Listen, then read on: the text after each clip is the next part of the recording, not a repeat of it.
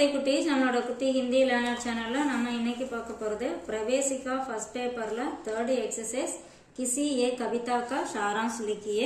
அதுல வந்து நம்ம இன்னைக்கு பார்க்க போற கவிதா கலம் आज उनकी जय बोल। இதுதான் இந்த கவிதையோட சாராம்சம் நம்ம இப்ப பார்க்க போறோம்। भूमिका मुन्नुரை रामधारी सिंह दिनकर आधुनिक काल के श्रेष्ठ वीर रस के कवि माने जाते हैं। அதாவது ராம்தாரி சிங் தினகர் அவங்க வந்து நவீன காலத்துல வீர கவிதைகள் எழுதுறதுல மிக சிறந்தவராயிருக்காரு। उनकी कविताओं में राष्ट्रवाद और बलिदान की भावना प्रमुख है। அவரோட கவிதைகள்ல தேசப்பற்று உணர்வு, அப்புறம் வந்து அவங்களோட தியாக உணர்வு இதெல்லாம் வந்து முக்கியமா இருக்கும்। ஏன்னா அவங்க வந்து ஒரு நாட்டுப்பற்று அந்த வீரத்தை பத்தி சொல்லக்கூடிய கவிஞர் அப்படின்னு பார்த்தோம்। इस कविता में இந்த கவிதையில कवि ने अपनी कलम को संबोधित करते हुए उन वीर स्फूर्तों का स्मरण किया है जिन्होंने देश के लिए निस्वार्थ भाव से अपने प्राण न्योछावर कर दिए। இந்த கவிதையில வந்து கவிஞர் தன்னோட பேனா கிட்ட பேசுற மாதிரி சொல்லியிருக்காரு। அது இங்க இருந்து வரணும்। ஜின்கோனை யார் வந்து நாட்டுக்காக அதாவது சுயநலம் இல்லாம தன்னை பலி கொடுக்கறாங்களோ, யாரு கொடுத்தாங்களோ அவங்களோட வீரத்தை பத்தி, அந்த வீர புத்திரர்களை பத்தி வந்து ஸ்மரன் கியாக நினைவுபடுத்துகிறார்।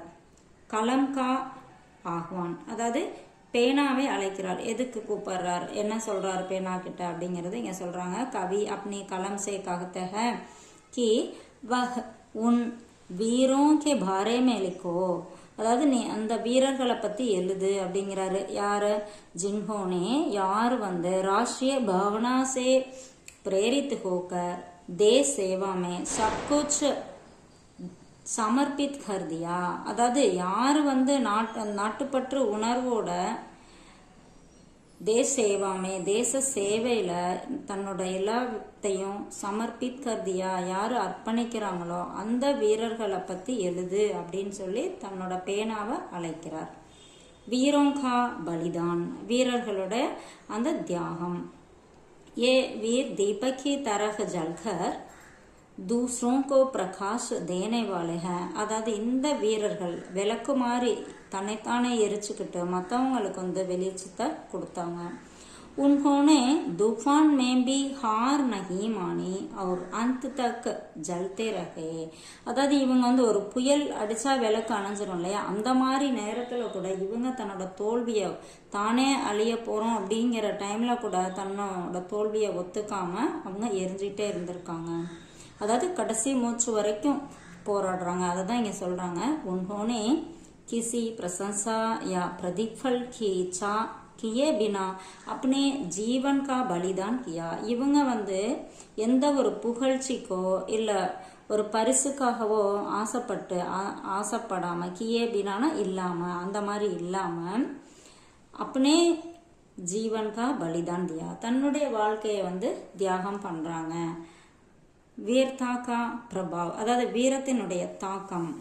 कवि उनकी वीरता की तुलना अग्नि शिखा और हिंस गर्जना से करते हैं, அதாவது கவிஞர் வந்து இவங்களோட வீரத்தை வந்து எதோட ஒப்பிடுறாரு அப்படின்னா அக்னி இந்த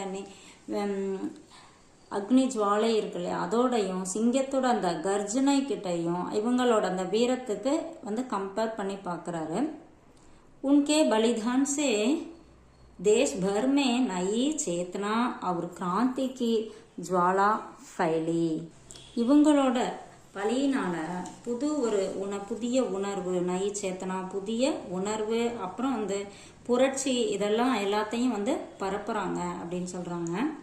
அன்ஜான் வீரோं की स्मृति, அன்ஜான் அப்படின்னா தெரியாத, இப்ப பெரிய பெரிய வீரர்கள் ஒரு தலைவரா இருக்காங்க, ஒரு படைக்கு வந்து தலைவரா இருக்காங்க அப்படின்னா அவங்க ஒரு இறந்து போகும்போது அந்த படையில இறந்து போகும்போது அவங்கள வந்து எல்லாத்துக்கும் தெரியும், ஆனா அதுல இருக்க சின்ன சின்ன சோல்ஜர்ஸ் அவங்கெல்லாம் வந்து எவ்வளவு பேர் பலியாகிறாங்க அவங்களெல்லாம் யாருக்கும் தெரியாது, அவங்கள பத்தி தான் இதுல நினைவுபடுத்துகிறார்। इतिहास में केवल कुछ नाम ही अमर हुए हैं. அதாவது வரலாற்றில் வந்து ஒரு சிலரோட பேர் தான் வந்து நிலையா இருக்கு. परंतु आना हजारों ऐसी अनजान वीर है जिन्होंने स्वतंत्रता की वेदी पर अपने प्राण अमर्पित किए. அதாவது ஆயிரக்கணக்கான வீரர்கள் வந்து தன்னை வந்து சுதந்திரத்திற்காக பலி பீடத்தில் அர்ப்பணிச்சிருக்காங்க. ஹஜாரும் அந்த மாதிரி ஆயிரக்கணக்கான வீரர்கள் இருக்கிறாங்க அப்படின்னு சொல்றாங்க.